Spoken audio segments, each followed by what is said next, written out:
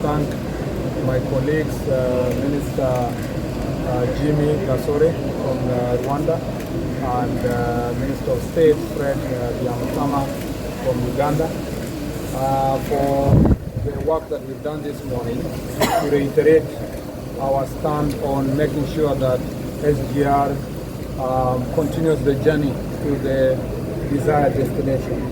The ultimate objective under the African Infrastructure Network is to make sure that we connect to the East Coast, which is here in Mombasa, and the West Coast through Douala in Cameroon. And our desire is to make sure that the seamless connectivity happens from our sister countries all the way to DRC, and the meeting has been attended by the DRC representation virtually. And I believe that the dream of SGR is on. We really want to do it expeditiously. As Kenya, we want to leverage on the private sector now. And I know that the project that we have from Naivasha to Malaba, including the improvements around Kisumu Port, it costs the country about it is estimated under the feasibility study that it will cost $5.3 billion,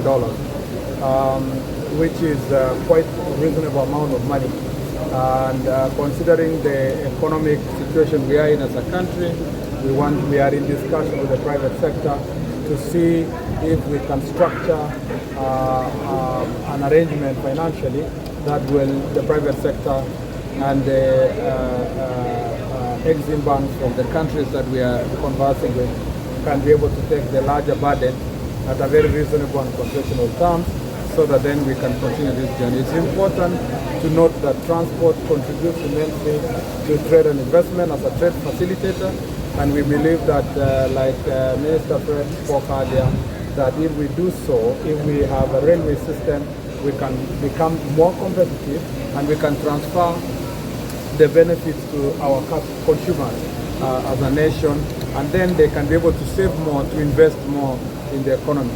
We believe also that the SGR corridor must stop just being a corridor of carrying goods, must also be an economic corridor. With Naivasha up to Malaba. Even as Uganda, we have bought a Turkish company called Mackenzie, which is going to construct from Kampala coming to Malaba, such that the goods which are coming through, there is no any delay on the way. Our brothers of Rwanda, we have also agreed. Kenya, we access them. Once we get goods from Kenya, they come to Uganda. Now they go through the western line, that's Kasese. Then we access them through the Minama Hills. So we are here, all the sister countries, to check on ourselves how far with the implementation plan, which our leaders have been on for a very long time.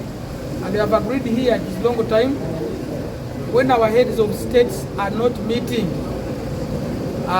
for the infrastructure meetings, now we have given ourselves timeline. We can remind them, our heads of states, when should they meet, and plan for them so that they can meet, so that the project goes on well. These activities, we have also agreed, we need to source funds jointly. We source funds jointly because this... I'm the Minister of Infrastructure in Rwanda, which is also in charge of transport.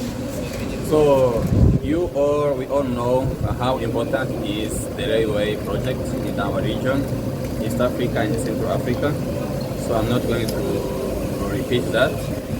I would say key takeaway or key highlights of this meeting is each of our countries have reiterated their commitment to the standard gauge railway. That is very important.